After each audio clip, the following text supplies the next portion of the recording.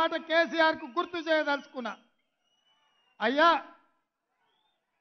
June 2, 2014 నాడు తెలంగాణ రాష్ట్రం ఏర్పడితే ఒక్క గంట కూడా ఆలస్యం చేయలే. గవర్నర్ గారు అపాయింట్మెంట్ తీసుకున్నావు, మంత్రివర్గాన్ని ఏర్పాటు చేసుకున్నావు.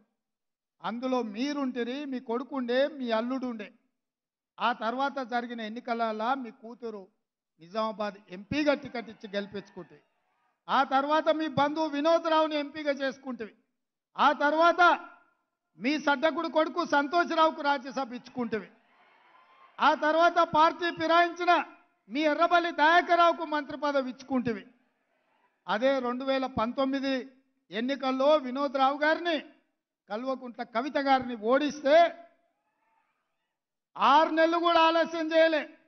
100 రోజులు తిరక్క ముందే ఆయన కూతురుకు ఉద్యోగం లేకపోతే తండ్రిగా ఆయనకు దుఃఖం వచ్చింది, కళ్ళల్లో నీళ్ళు వచ్చినాయి. కన్నబిడ్డను శాసన మండలి సభ్యురాలుగా చేసిండు. ఆయన బంధువు వినోద్ రావును ప్లానింగ్ కమిషన్ వైస్ చైర్మన్ చేసుకున్నావు. నేను అడుగుతున్నా మాజీ ముఖ్యమంత్రి చంద్రశేఖరరావు గారిని, నీ కుటుంబ సభ్యులకు, నీ బంధువులకు ఉద్యోగం లేకపోతే 100 రోజులు కూడా నువ్వు ఆగలేదే, నీ కుటుంబ సభ్యులకు ఉద్యోగాలు ఇచ్చుకున్నావు కదా. ఈ పిల్లలు ఏం పాపం చేసిండ్రు? 3650 రోజుల నుంచి, దాదాపుగా 10 సంవత్సరాల నుంచి ఉద్యోగ నియామకాల కోసం 30 లక్షల మంది నిరుద్యోగ యువకులు ఎదురు చూస్తున్నారు. కళ్ళు కాయలు కాసేలాగా ఈరోజు నిరీక్షిస్తున్నారు. ఎప్పుడైనా పిల్లల ఉద్యోగాల గురించి ఆలోచన చేసినవా? ఈరోజు మేము ఆ దిశగా ఆలోచన చేస్తుంటే మమ్మల్ని అభినందించకపోతే అభినందించకపోయినావు, మా కాళ్ళల్లో కట్టబెట్టే ప్రయత్నం ఎందుకు చేస్తున్నావు అని నేను అడుగుతున్నా. ఇప్పటికైనా మీకు అర్థం కాలేదా?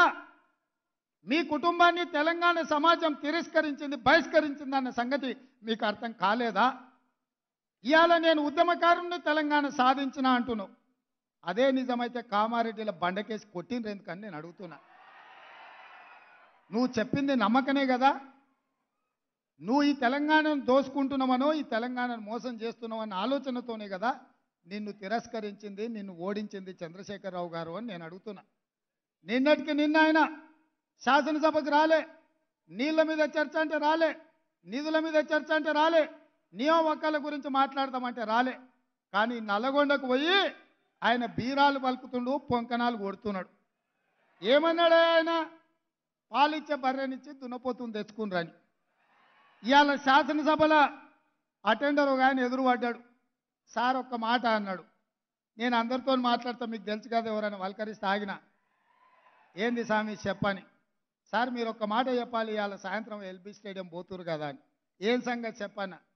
ఏం లేదు సార్, మీరు చెప్పాల్సింది ఒకటే మాట, కంచర గాడిదని ఇంటికి పంపించి రేసు గుర్రాన్ని తెచ్చుకున్నారని మీరు చెప్పండి సార్ అన్నాడు. గత ప్రభుత్వంలో ఉన్న కంచర గాడిదను ఇంటికి పంపించి ఈ ప్రభుత్వంలో రేసు గుర్రాన్ని తెచ్చుకున్నారు.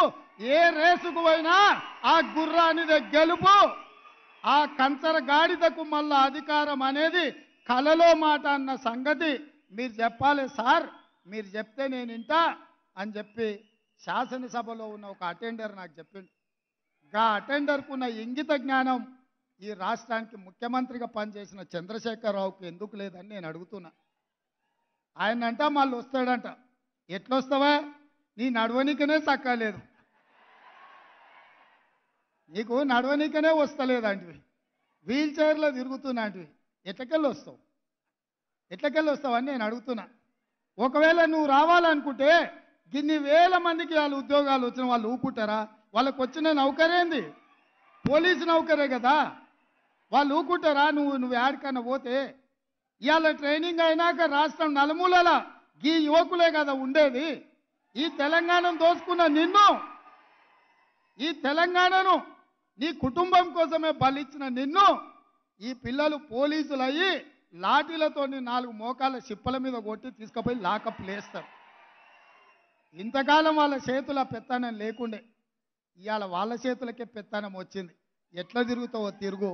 దానికంట ఆయన డైలాగులు కొడుతుండు, చంపుతారా సంపూర్ణ అని. నిన్నెవడు చంపుతాడా? సచినపావు. నువ్వు సచినపావును చంపనీకే మాకేమైనా పిచ్చా? నీ పని అయిపోయింది. కేల్ కథం దుకాన్ బంద్. ఇక చిన్నగా మళ్ళా మొదలుపెట్టిండు సానుభూతి కథ. ఆయల్ల మంచంలో వండుకున్నా సావు నోట్ల తలకాయ పెట్టినా తెలంగాణ సాధించిన అని చెప్తే పిల్లలు చూడలేదు కాబట్టి నిజమేనేమో సారు ఏమైనా సావుకు దగ్గర పోయొచ్చిండేమో అనుకోండ్రు.